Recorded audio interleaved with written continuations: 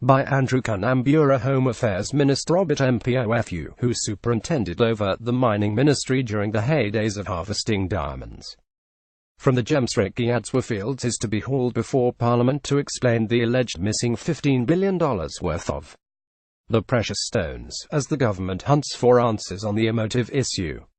Robert Mpofu Walter Chidakwa, who succeeded Mpofu at the ministry, and who was fired from the government following the dramatic fall of former President Robert Mugabe last year, is also expected to appear in due course before the Parliamentary Portfolio Committee on Mines and Mining Development, which is chaired by Norton MP Temba Malashwa. The Marange diamond fields in Manicaland province, which are located a few kilometers outside Mutare, were discovered in 2006 and are considered to be one of the world's biggest deposits of diamonds. We want the ministers to appear before the committee as soon as possible, most probably at our first meeting in 2018. It's pretty clear that this issue has to be brought to an end soon. There are many people who were involved in diamond mining, and the responsible ministers during this time were Mpofu and Chidakwa, and they should be able to help shed light on the diamond operations, Malashwa told the Daily News in an interview yesterday. This is not a witch hunt, it's just about accountability, which is why we want to bring the former ministers before the parliamentary committee to account for the concessions that they gave and to reveal how much was generated, how much went to the Kimberley process, and so forth, he added. At the height of the mining of diamonds in Marange, Mbada Diamonds, Marange Resources, Anjan Investments, Diamond Mining Company, Kuzma and Ginyame were some of the companies which were involved in the extraction of the gems in conjunction with the Zimbabwe Mining Development Corporation ZMDC. The mining companies were expelled from Giadzwa after Mugabe made the startling claim that his government had lost a jaw-dropping $15 billion to alleged nefarious activities by some of the diamond mining firms.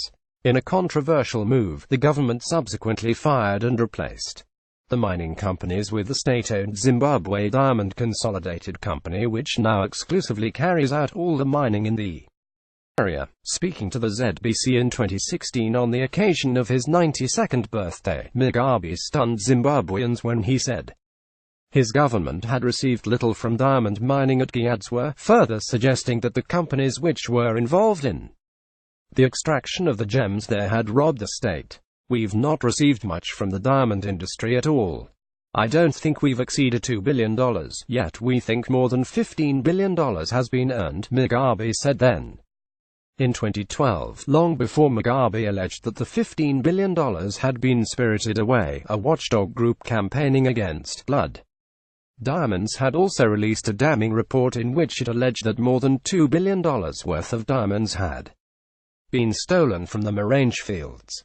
It also claimed that Mugabe's inner circle, together with some international dealers and a large network of criminals, had connived in the biggest single plunder of diamonds the world has seen since Cecil Rhodes. Marange's potential has been overshadowed by violence, smuggling, corruption, and most of all, lost opportunity.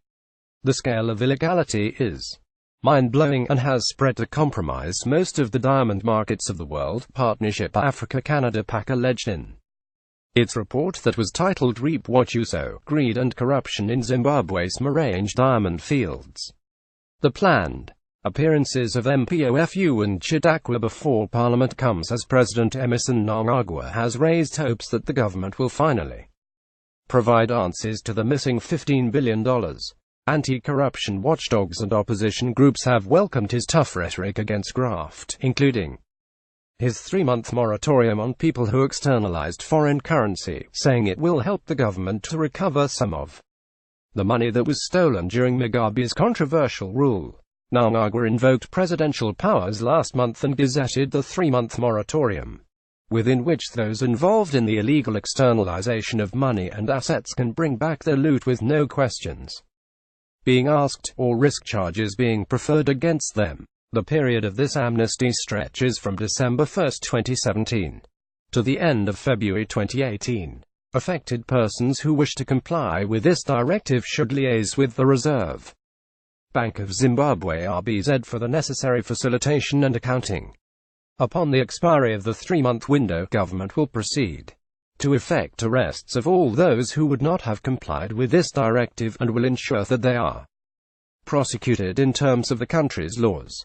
Those affected are thus encouraged to take advantage of this 3-month moratorium to return the illegally externalized funds and assets in order to avoid the pain and ignominy of being visited by the long arm of the law.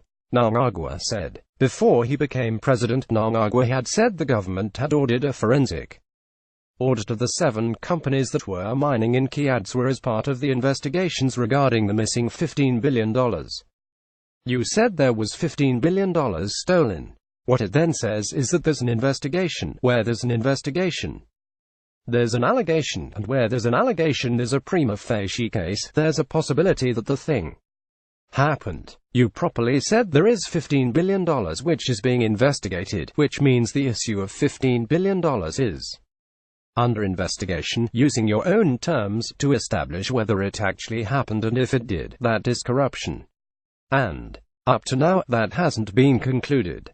There were something like 7 companies, and each company will be subjected to a forensic audit to establish during the past 5 or 6 years what it did. A forensic audit on each company will be done. A forensic audit has been instituted against all the 7 companies. They will be audited to discover whether this happened or not, and those who will be found through the forensic audit will account for the resource they have stolen from this country.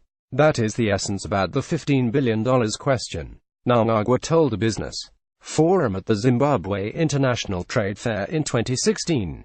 Daily News.